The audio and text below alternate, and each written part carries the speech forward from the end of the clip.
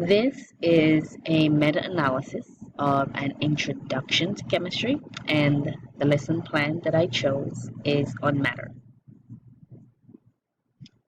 So we begin with the objective. So today's objective is that students will be able to differentiate between the three most common states of matter and determine the effects of energy change on the different states of matter. Now, I would usually have a student read this out loud just to get everyone on the same page for the lesson. So then we move into the do now. So the questions that are posed here are very simple. What comes to mind when you hear the word matter? And draw or write examples of what you perceive matter to be. Now, once again, this is an introductory lesson, so I'm expecting students to come in not necessarily having prior knowledge on chemistry or chemistry concepts. However, there is a chance that a few of them might have a little tad bit here or there. So these questions are really just to probe at prior knowledge, if any exists in the area, and get students thinking about the word matter in terms of a chemistry context. So for the I do portion of the lesson, it starts off with a video. Now this video is about a 2-minute video on just a brief overview on what matter is. Now the idea of the video is students will be able to look at it and sift through the information that's running around in their minds. They'll be able to remove what matter is not and try to develop on the ideas that they already have if anything matches what they have seen in the video.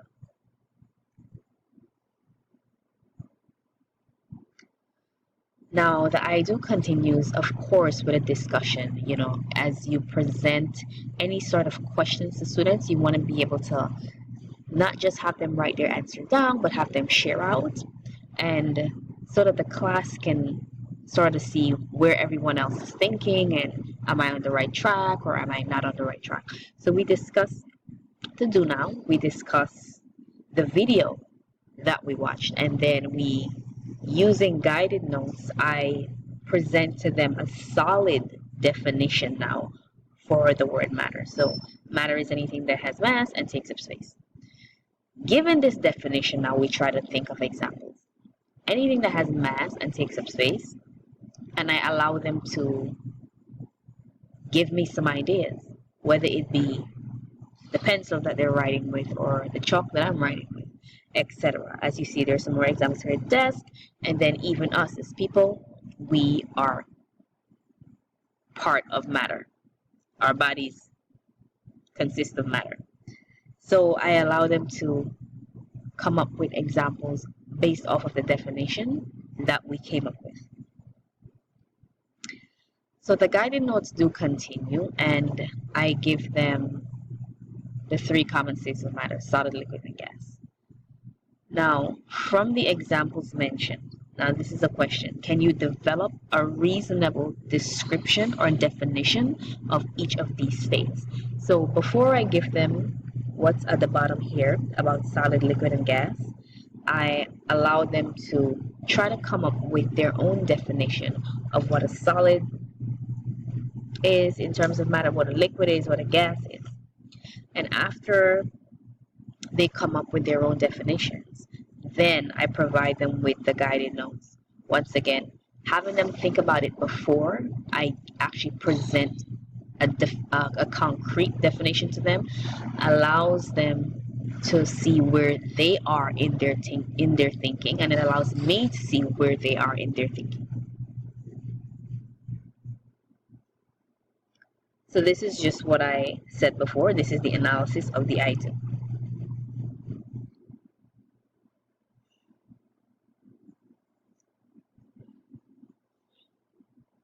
Now we move on to the we do. Matter is made up of numerous particles. So I'm also, once again, this falls under guided notes. I'm giving them this information that matter is made up of numerous particles. And each state of matter, in each state of matter, these particles are arranged differently. So this first area right here would be considered guided notes as well. Now, given the definition of matter, given the definition of solid, liquids, and gases, given the examples that we discussed, the question is, can you make predictions about how these particles are arranged? So with the students, I discuss solids, and I kind of give them this one, solids, because it's tightly packed together and the particle arrangement would be tightly packed together.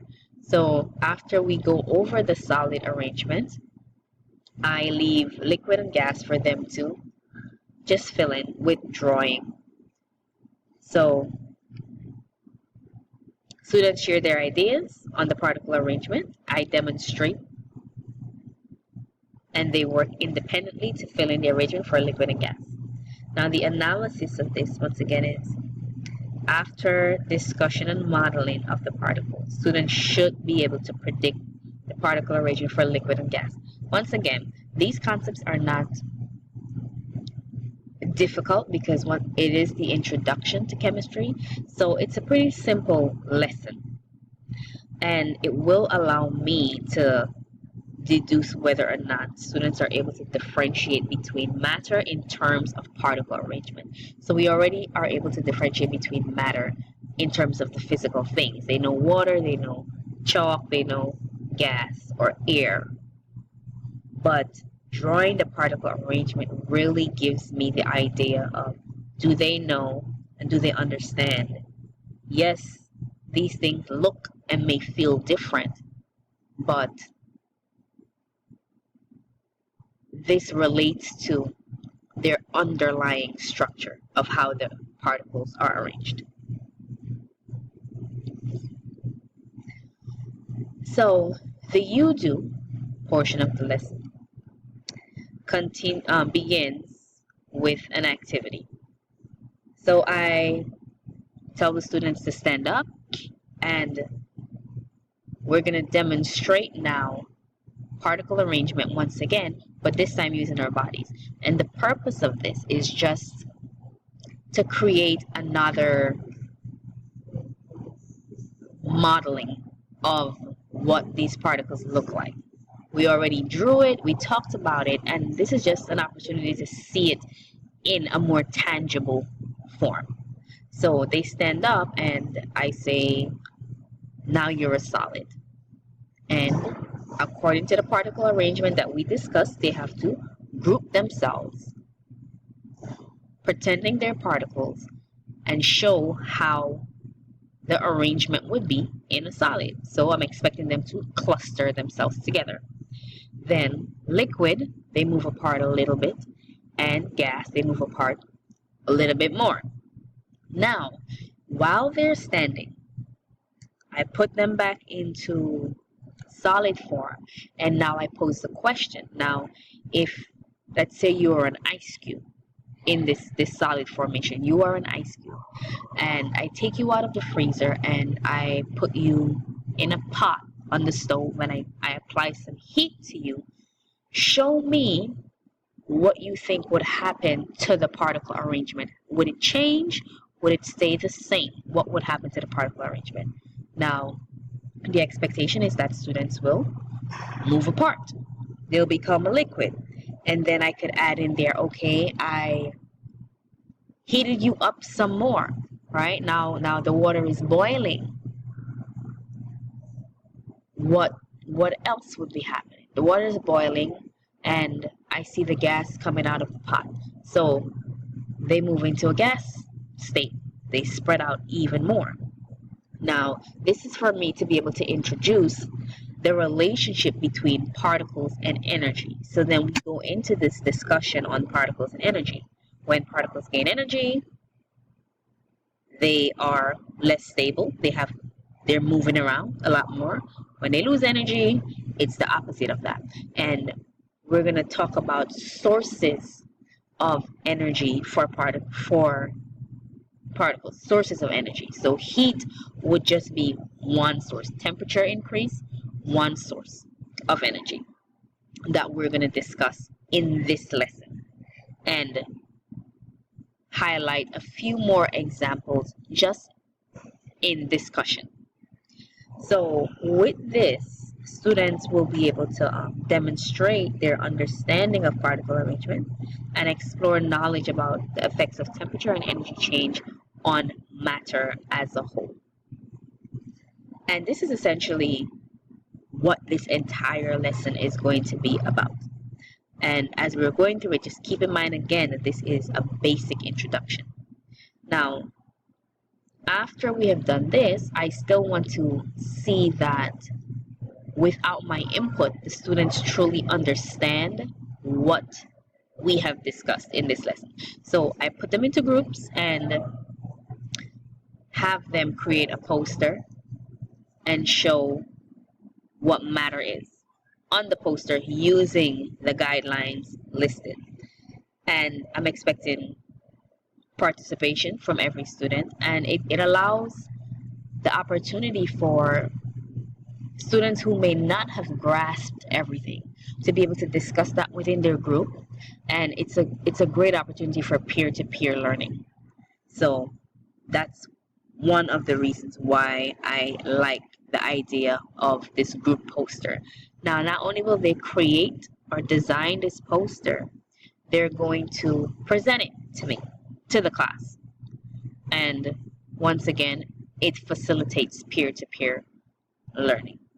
So students will demonstrate the ability to differentiate between the states of matter, the common states of matter, and determine the effects of heat on the different states of matter.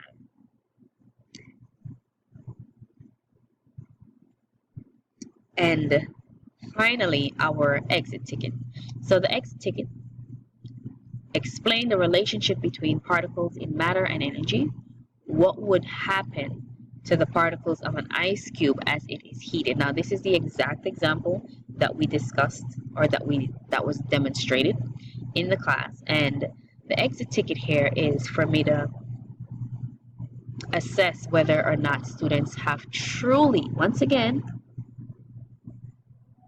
gained the understanding of what the lesson was. And if we scroll back up to the objective is that students will be able to differentiate between solid, liquid, and gas, determine the effects of energy change on the different states of matter. It's a pretty straightforward and simple objective. And the exit ticket should reflect an assessment of that knowledge. I think this question is perfectly aligned with my objective, and I should definitely be able to know from the exit ticket, from the group work, from the group poster, from the demonstrated activity, and from the worksheets, the guided notes, that the students truly have grasped what this lesson has been about. I hope this was helpful.